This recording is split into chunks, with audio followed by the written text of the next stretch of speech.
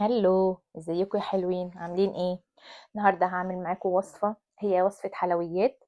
مميزاتها ان هي سهله جدا، سريعه جدا، مش بتاخد اي وقت. ولما نكون نفسنا في حاجه حلوه كده نقوم نعملها على السريع. يلا بينا نشوف عملناها ازاي. اول حاجه معايا انا جبت الكبه، وهحط في الكبه 200 جرام من البسكوت، بسكوت الشاي العادي خالص. هنا انا كان معايا ميرو وجوجو بناتي كانوا بيساعدوني في الفيديو زي ما انتم شايفين كده. هنا اول حاجه ابتدينا ان احنا نحط البسكوت، وهبتدي ان انا اضربه في الكبه من غير لما احط له زبده ولا اي حاجه، مجرد ان انا اضربه يبقى ناعم زي الشكل اللي انتوا شايفينه كده. بعد كده انا جبت بقى هنا كاكاو خام، حطيت 3 معالق من الكاكاو الخام. نقدر نستغنى عن الكاكاو الخام لو انت البسكوت بتاعك اصلا البسكوت بالكاكاو. خلاص تقدري هنا ان انت مجرد بس تطحنيه في الكبه ويبقى كده جاهز معاكي. فانا هنا نزلت بالثلاث معالق كاكاو وهقلبهم حلو مع بعض زي ما انتوا شايفين كده. وبعد كده جبت كوباية من اللبن، وهحلي اللبن بتاعي ده بسكر بودرة. حطيت كام معلقة؟ حطيت 3 معالق من السكر البودرة، علشان انا هنا البسكوت بتاعي السكر بتاعه كان مش قوي، يعني السكر بتاعه عادب شوية، فانا حطيت 3 معالق من السكر. لو انت البسكوت بتاعك السكر بتاعه مظبوط ممكن تكتفي بمعلقة واحدة بس. هبتدي بقى ان انا ادوبهم الاول في الكوبايه قبل ما انزل بيهم على البسكوت زي ما انتم شايفين كده.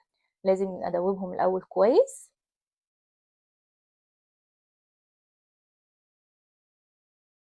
وبعد كده بقى هحطهم على الخليط. هبتدي ان انا اصبهم حبه بحبه واقلب لغايه لما اتكون معايا زي العجينه، شويه بشويه كده.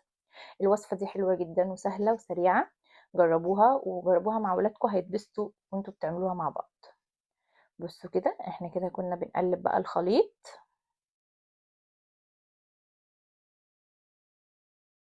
هنا بقى بعد لما جهزت معايا وبصوا بقى شكلها عامل ازاي، بقت شبه العجينه شويه.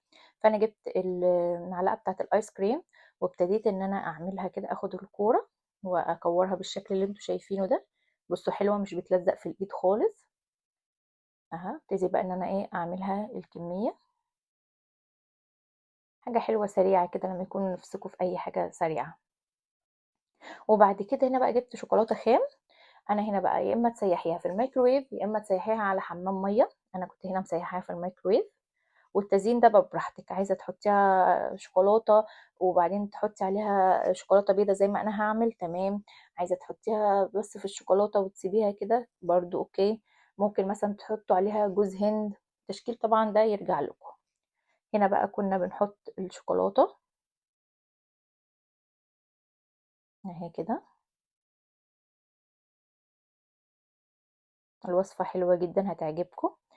بعد بقى لما نخلص الكمية كلها لازم ندخلها التلاجة، نسيبها لمدة ربع ساعة نص ساعة لغاية بس ما الشوكولاتة تمسك فيها وتكون كده جاهزة ان احنا نقدمها.